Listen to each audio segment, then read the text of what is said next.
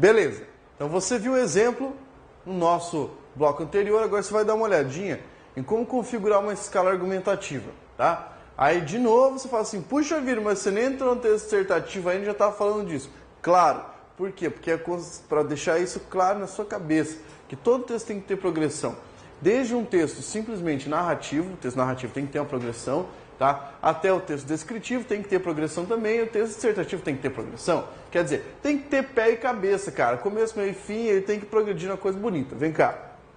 Ó, então para você entender, o que é uma escala argumentativa? Nós já fizemos a seleção dos argumentos. Agora é entender como eles vão se articular, ou seja, um vai abrir espaço para o outro para que a argumentação flua naturalmente. Veja bem, aqui ó, a escala argumentativa crescente você faz partindo de um argumento mais fraco, encaminhando para um argumento mais forte. Essa é uma escala interessante. Por quê? Porque ela vai criando expectativa no seu leitor, vai criando expectativa no seu corretor. Então você veja bem, se você tiver com um texto narrativo, tá? Vou desvincular um pouquinho aqui do dissertativo para você, né, não reclamar. Então olha só, se tiver com um texto narrativo, a escala argumentativa do mais fraco para o mais forte quer dizer uma ambientação a princípio, uma pequena apresentação de um problema, o problema vai se complicando, ele se complica mais, chega ao clímax, que é o ponto máximo da narrativa, e qual é a conclusão? Pum, desfecho, tá? Então você imagina lá, duas pessoas que se gostavam, mas havia um problema. Elas não podiam ficar juntas porque a família não deixava. Pronto, já apresentei o problema, comecei a complicação. Aumenta a complicação. Um dos membros da família descobre que eles se uniram e vai haver uma batalha. A batalha que agora vai acontecer mostra o desfecho que um deles morre e acaba a história. Pronto, eu fiz do mais fraco para o mais forte num texto narrativo. Eu poderia fazer do mais fraco para o mais forte num texto descritivo. Texto descritivo, se você ainda não sabe, aquele que focaliza apenas nas características. Então, do mais fraco para o mais forte seria o seguinte, eu começaria da característica menor para a característica maior. É, claro, primeiro então eu falo, se eu fosse descrever, vamos imaginar, um carro. Primeiro eu começaria a falar dos acessórios, tá? Dos pequenos acessórios que o carro tem. Depois falaria do interior do carro. Depois do motor, aí então falaria da aparência externa dele. Isso seria do mais fraco para o mais forte, daquilo que chama menos atenção para o que chama mais atenção. Num texto dissertativo argumentativo, que é o que eu estou falando agora, vamos pegar aquele exemplo que eu selecionei dos argumentos.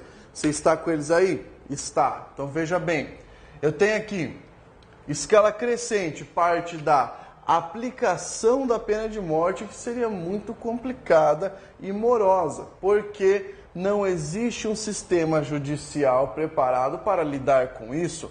É lógico, afinal de contas, a Constituição Federal Brasileira proíbe isso, tá? É lógico, exceto em caso de guerra declarada, né? E aqui a Constituição Federal proíbe isso porque ela está pautada no quê? Nessa Declaração de Direitos Humanos. Então, olha que escala argumentativa legal que a gente fez. A gente partiu do mais fraco, que era a aplicação, para o mais forte, que é o sistema macro. Esse macro que é o quê? A ideia principal que está norteando. Então, o cara quando está lendo, ele fala assim, realmente o cara progrediu o texto bem e fechou de um jeito tão bem colocado que eu tenho que concordar com ele. Ele tem razão. E a nota aqui, ó, sai de um 0 feio para o 10. É o que você quer. Por quê? Porque você conseguiu amarrar os elementos. Aí você fala, Pablo, isso aqui eu consigo fazer, separar as ideias. Que eu não consigo fazer, conectar uma coisa na outra. Fica gelo, fica tranquilo, porque daqui a pouco eu vou te passar uma lista de palavras para você poder fazer isso aí. Então, bora lá. Aqui, ó. Existe outro tipo de escala? Existe. Uma escala chamada decrescente. Então, você vai do quê? Do mais forte para o mais fraco. Você só vai inverter o que a gente estava fazendo. Você coloca na introdução diretamente já a opinião, pelo amor de Deus, olha aqui nos meus olhos, entenda, a opinião não é para você falar eu acho que, eu penso que, tá? Para você colocar a opinião de um modo velado, quer dizer, disfarçadinho, fala assim, a complicada medida da pena de morte, ou coloca lá, a sofrível medida da pena de morte, tá? Ou a impraticável pena de morte, entendeu? É assim que você dá a opinião. Aqui, ó, começa com a declaração, que é o argumento mais forte, e depois você vem afunilando. Então, a declaração proíbe. Aliás, a declaração mostra que a pena de morte viola os direitos humanos. A CF proíbe no Brasil. Também não existe sistema judiciário preparado para lidar com isso. E, finalmente, a aplicação seria morosa e burocrática. Então, veja, eu progredi o tema partindo do maior para o menor, do mais forte para o mais fraco, escala decrescente de argumentos. Aí você fala assim, tá bom, e como é que eu vou mostrar isso? Porque pode ser que o seu leitor não entenda isso aqui. E, realmente, ele pode não entender a força dos argumentos. Você vai usar estratégias, você vai usar algumas palavrinhas de conexão. Então, ó, aqui você tem algumas palavras que conferem valor à escala. Então, principalmente, tá? Principalmente é uma palavra que confere o valor mais forte. Você pode utilizar outra palavra, mormente. Mormente. Você fala, isso aqui não é do século XVIII? Sim, senhor, é do século XVIII. É muito antigo isso aqui. Se você quiser utilizar, só utilize se o seu texto tiver um vocabulário rico. Rico no sentido de você conseguir utilizar outros elementos de erudição. Se você não souber e colocar só esse mormente no meio ali, vai ficar sem noção, cara. Aí, principalmente, você pode utilizar até também. Ele confere o quê? Ele confere, topo da escala. Além disso, para amarrar um argumento no outro, tá? Não apenas isso, mas também aquilo, serve para engatar argumento um no outro. Assim como a conjunção e, só que, pelo amor de Deus, você não me utilize a conjunção e no início de parágrafo. Não uso o e no início do parágrafo. E nem utilize o e assim, depois de um ponto. Você botou o ponto. E além de... Não, senhor. Não pode. Você usa isso aqui para amarrar os argumentos. O e dentro do parágrafo, tá? O além disso você pode colocar no início do parágrafo, mas isso estou dizendo que são palavras que conferem valor à escala. Então você vai mostrar... Então, a declaração proíbe. Além disso, a Constituição Federal, o sistema judiciário não está preparado e a aplicação seria morosa. Pronto, aí você conseguiu criar uma argumentação decrescente nesse sentido com escala. Tá? Isso quer dizer o quê? Que o seu texto vai ficar bom, ele vai ficar apetecível, vai ficar legal para fazer a leitura. Tá joia? Você fala, Pablo, eu gostaria de mais umas palavras desse tipo aqui. Palavras para começar o texto, para emendar o texto, para finalizar o texto. É o que eu vou fazer por você agora. Muitos professores podem considerar isso aí uma prática ruim, uma prática danosa ao aluno. Porque você vai embotar o cara, você vai deixar ele com um chavão. Não é isso que eu quero fazer. Eu quero fornecer um leque, uma gama de possibilidades para você, para que você possa utilizar isso dentro de um texto e você já tenha isso no seu vocabulário. O que eu estou fazendo? Estou municiando você, tá? Com palavras, com estruturas, com técnica, com informações, para que quando eu começar a trabalhar com a estrutura do texto dissertativo, você consiga aplicar tudo isso sem maiores problemas. Tá joia? Então vamos dar uma olhadinha agora em palavras que estabelecem conexão entre os parágrafos. Tá joia? Bora lá! Aí você fica se perguntando, Pablo, as palavras-chave para eu poder conectar o texto são... Aqui estão, tá? Eu vou colocar algumas palavrinhas para que você consiga amarrar o seu texto. É claro que você tem uma série, uma variedade, uma infinidade de palavras-chave, uma infinidade de estratégias para amarrar argumentos. Eu vou apenas colocar algumas aqui. Por quê? Para ensinar você a montar um esquema e utilizar esse esquema genérico para todas as suas redações. Aí você fala assim, então eu já sei, você vai me ensinar a montar uma forma, como tem muitos professores que ensinam a montar a forma, aquela forma velha. Não. Olha só, você vai poder montar uma forma criativa. Eu vou te ensinar a montar uma forma paralela, que é um paralelismo, né? Quero dizer, uma forma paralela, para que você possa utilizar isso dentro do seu texto, você possa progredir. Olha só o trabalho que você vai ter. Selecionar os argumentos, colocar isso aqui e fechar o texto. É só isso, cara, é muito fácil. Olha aqui, ó.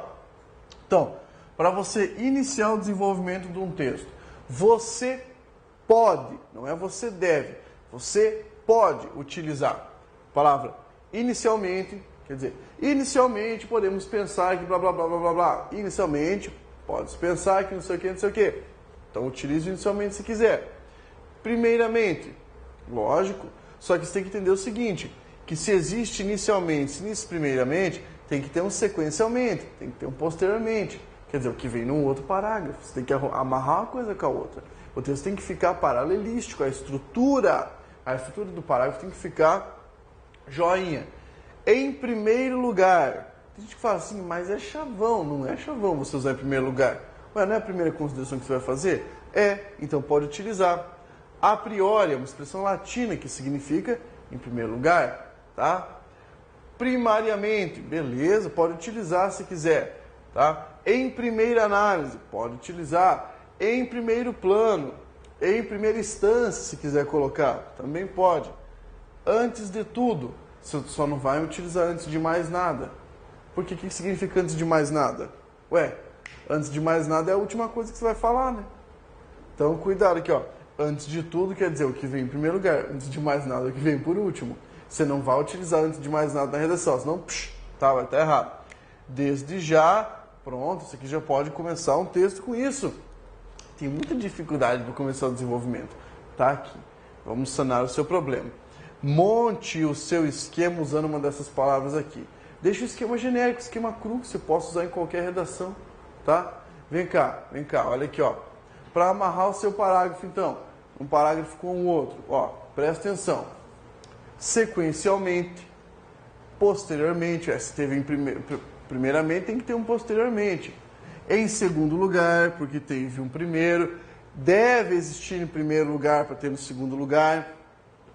A posteriori, acresce que, em segunda análise, em segundo plano, em segunda instância, do mesmo modo, ainda nesse sentido, nesse contexto, mas tem que haver um contexto, tem que haver um sentido. Você não vai colocar isso no sentido genérico da expressão, tá? Cuidado com isso aí, gente. Então, eu estou falando para você aqui, para você organizar o seu texto. Então, organize esse modelo e aí você pode partir. Vem para cá. Como é que você faz para finalizar o seu texto? Você coloca ali, finalmente. Nossa, Pablo, pode utilizar isso? Claro que pode. Em conclusão, também pode.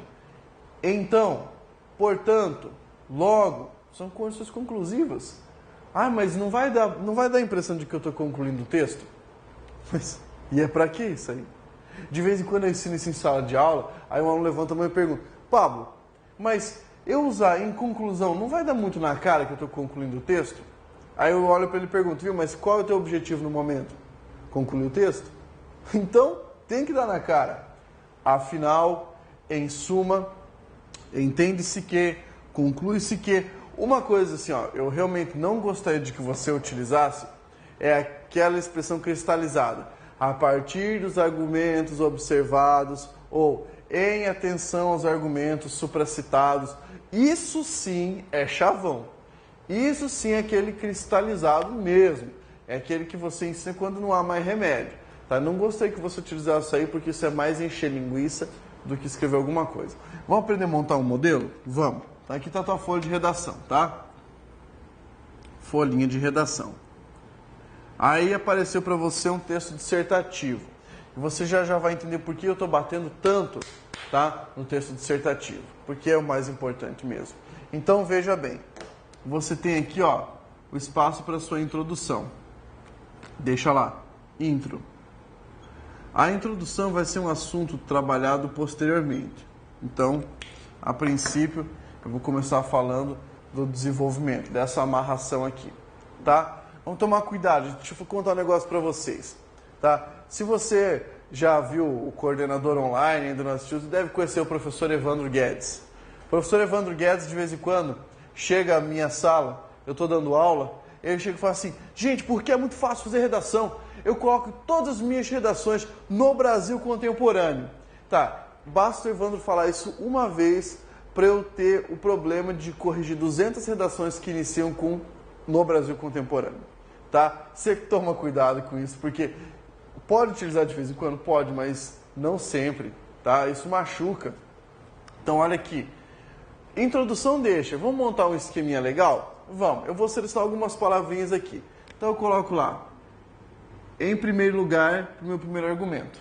Tá? Eu vou deixar aqui no primeiro parágrafo de conclusão. Joia. Aí, em segundo lugar, para iniciar o segundo parágrafo de desenvolvimento. Legal. Aí, em último lugar, para amarrar o terceiro parágrafo de desenvolvimento, tá? Depois eu coloco assim, ó, logo e concluo meu texto. Ah, vai dizer que posso fazer isso? É lógico, cara. Então, vamos pegar aquela estrutura que eu coloquei da pena de morte para colocar aqui no desenvolvimento?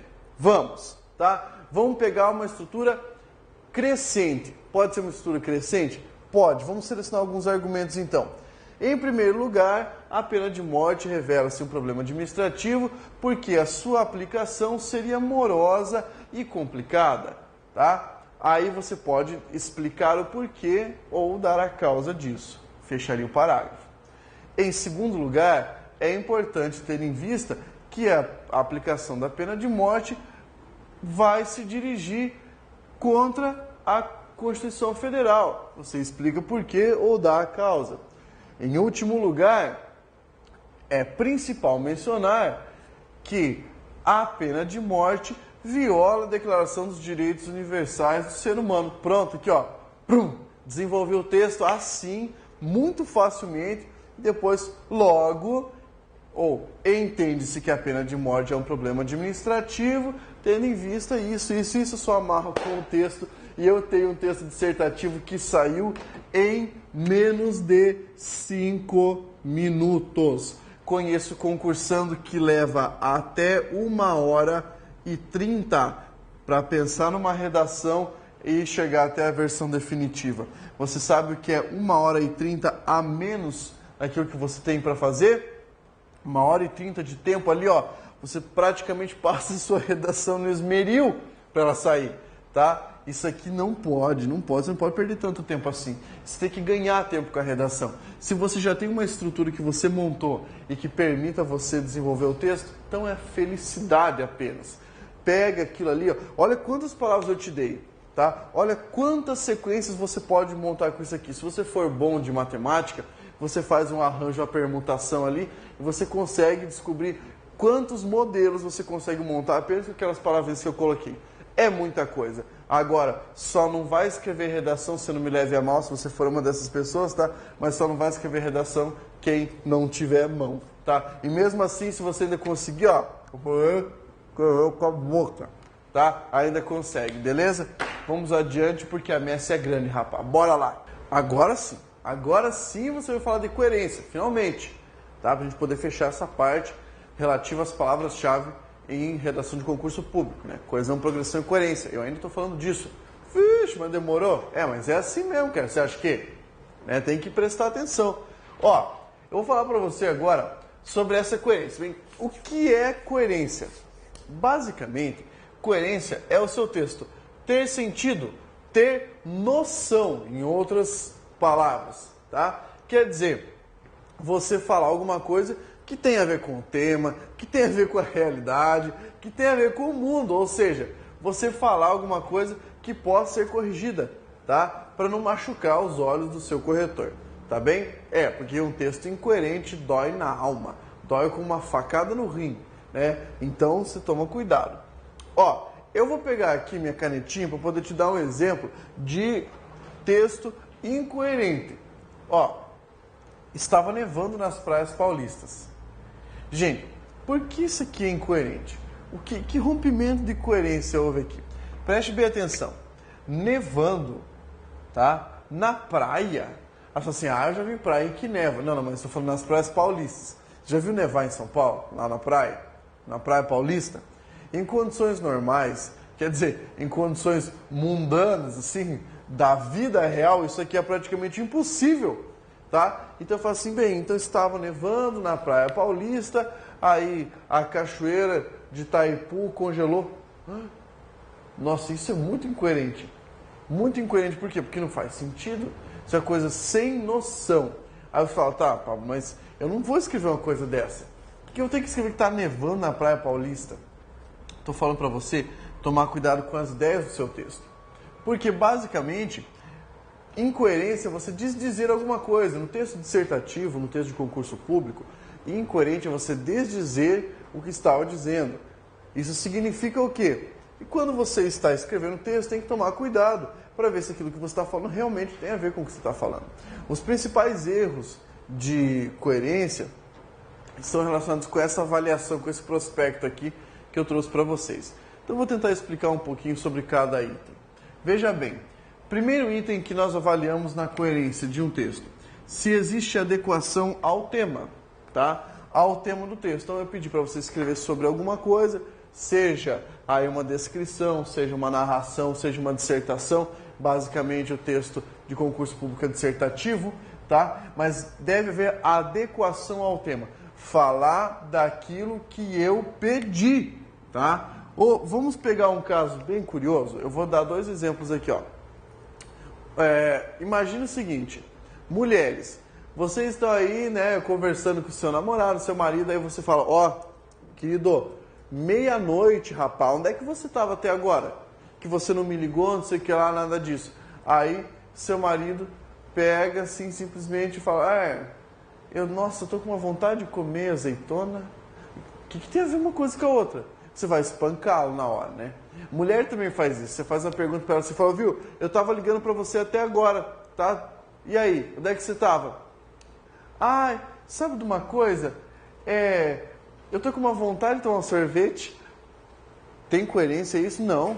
Mesma coisa quando a mulher fala pro homem no meio da rua: benzinho, você tá vendo que bonita essa bolsa que tá aqui na prateleira? E o cara dirigindo fala: o cara estacionando errado ali, ó. Isso é incoerente. Por quê? Porque tá sem adequação ao tema, sem adequação à ideia que está sendo trabalhada. Quero dizer para você que quando ocorre esse rompimento aqui, já era, meu companheiro.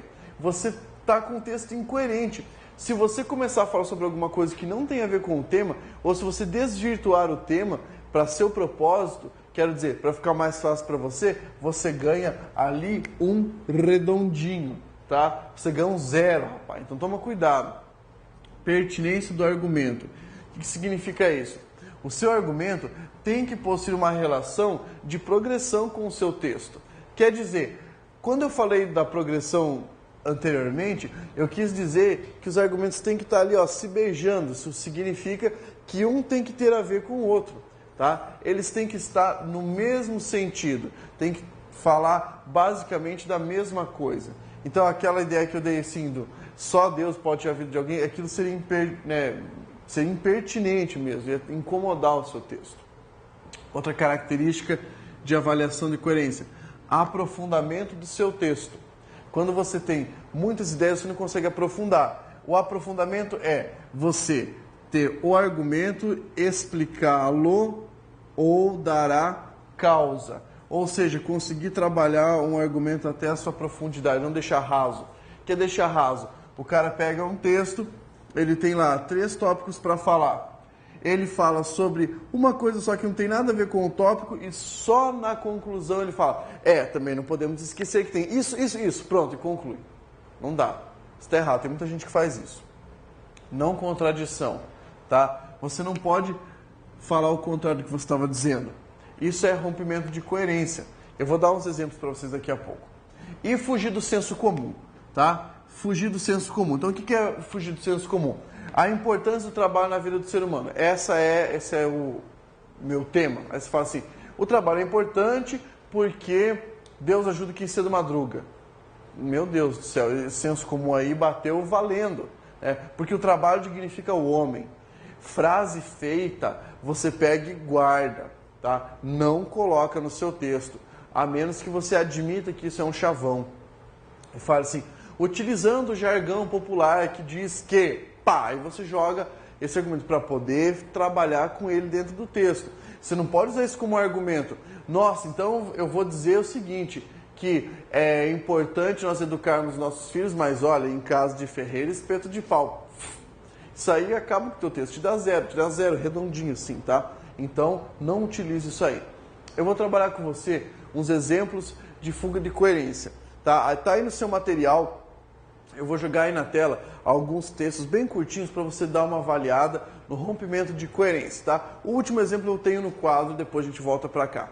Então dá uma olhadinha na tela aí, no primeiro texto, para você poder observar o que aconteceu com esse troço. Vamos lá, na tela para você. Na sociedade contemporânea, as mulheres conquistaram a independência em relação aos homens. A independência é algo muito importante na vida do ser humano. O Brasil também conquistou sua independência, mas foi sem luta. Quando as pessoas lutam, muita gente morre. A morte é algo que acaba com a vida do ser humano. Ó, tá até me dando vontade de dar risada isso aí. Por quê? O texto começou na sociedade contemporânea falando da independência das mulheres e acabou com a morte, acabando com a vida do ser humano. Pelo amor de Deus! Olha, o que foi isso? Que teve progressão? Os argumentos tiveram pertinência? Falaram da mesma coisa? Deixa eu dar um outro exemplo para você. Comentava com o pessoal aqui no estúdio que esses dias eu fui corrigir a redação de uma menina e era para falar sobre quais avanços a mulher conseguiu atingir no século XXI. Ela falou que a mulher conseguiu no século XXI atingir o avanço do voto. Puxa vida! A mulher só conseguiu votar no século XXI? Então foi só a partir de 2001 que ela conseguiu votar. Meu Deus! Eu falei assim, moça, você tem certeza disso? Ela, claro! Eu falei, então quer dizer que tua mãe só votou a partir de 2001?